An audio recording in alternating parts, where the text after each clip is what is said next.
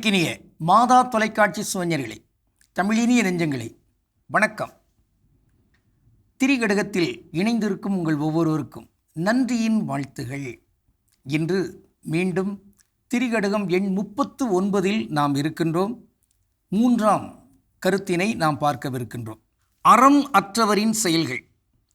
புலை மயக்கம் வேண்டி பொருட்பெண்டீர் தோய்தல், கலமயக்கம் கள்ளுண்டு வாழ்தல், சொலைமுனிந்து மொய்மயக்கம் சூதின் கண் தங்கல், இம்மூன்றும் நன்மை இலாளர் தொழில். திரிகடகம் 39. இன்று 3ஆம் கருத்து, சொலைமுனிந்து மொய்மயக்கம் சூதின் கண் தங்கல். நல்லவர்கள் சொல்லை அப்படியே முறித்து கொண்டு அதெல்லாம் கேட்க மாட்டோம் என்றெல்லாம் திமிர் பிடித்து நின்று இங்கே பொய்யான ஒரு மயக்கத்தன்மையில், சூது தன்மையிலே இறங்குகின்ற ஒரு நிலை இருக்கிறதே, அது மிக மிக கொடுமையானது. அது எதற்கெல்லாம் இணையானதாம்?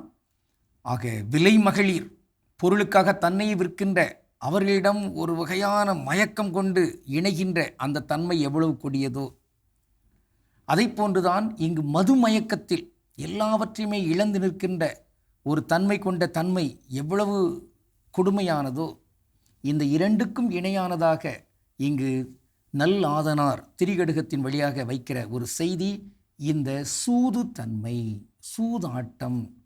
நாம் பார்த்திருக்கின்றோம், படித்திருக்கின்றோம். மகாபாரதத்திலே தருமர், அவர் பாண்டவர் அணியினுடைய ஒரு தலைவர், அவர்களுக்கு எதிரானவர்கள் கௌரவர்கள்.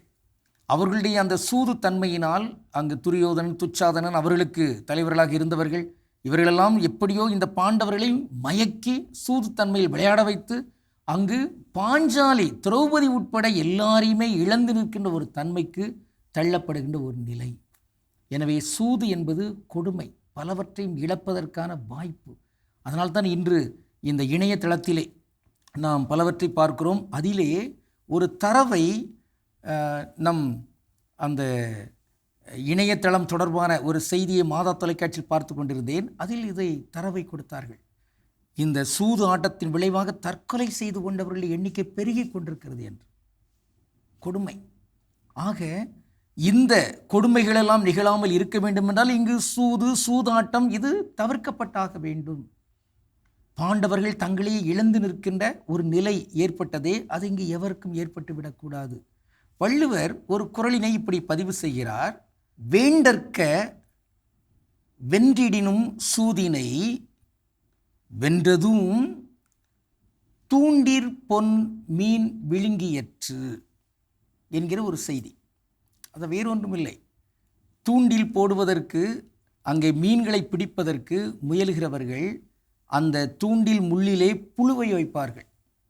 அந்த புழுவை பார்த்து மீன் தனக்கான உணவு என்று அங்கு வந்து அதை சாப்பிடுகின்ற பொழுது அது அந்த தூண்டில் மாட்டிக்கொள்ளும். அதை போன்றுதான் இங்கு சூது ஆட்டத்திலே அங்கு ஏதோ பெரிய வெற்றி கிடைக்கிறது, பணம் வருகிறது என்றெல்லாம் எண்ணிக்கொண்டு அந்த ஆட்டத்தில் தொடர்ந்து நிற்கிறார் என்றால் அங்கே அவர் அந்த தூண்டில் முள்ளினால் பாதிக்கப்படுவார். இது நல்ல ஒரு உருவகம், சூது தன்மைக்கான ஒரு உருவகம். இந்த சூதாட்டம் இங்கு இல்லாமல் போக வேண்டும். இங்கு சூது நிறைந்த எண்ணமும் கூடாது, சூதுள்ள விளையாட்டும் கூடாது. ஆனால் இங்கு ஆடப்படுகின்ற பொதுவான ஆட்டங்களில் கூட, ஒருவேளை மட்டைப்பந்தாட்டம் உட்பட அந்த ஆட்டங்களில் கூட சூது தன்மைகளை வைத்திருக்கிறார்கள். இது என்ன மாற வேண்டும்? நேர்மையான அரசுகள், நல்ல மக்கள் இனங்கள் ஒன்று கூடுகின்ற பொழுது இந்த சூது தன்மையை இல்லாமல் ஆக்க முடியும். இன்று நாம் பார்க்கவிருக்கின்ற ஒரு தனித்தமிழ் சொல் சூது. அது நல்ல தமிழ் சொல்லுதான். அதற்கு இணையான வேறு சொற்கள் என்ன? சூதாட்டம். அதை போன்று இன்னொரு சொல் கவறு என்று இருக்கிறது. அதை ஒரு பழமொழி போட்டு சொல்வார்கள் இதெல்லாம். அதாவது களவும் கற்று மர என்று சொல்வார்கள். ஆனால் உண்மையான பொருள் அதுவல்ல. களவும் கற்று மரத்தல் அல்ல.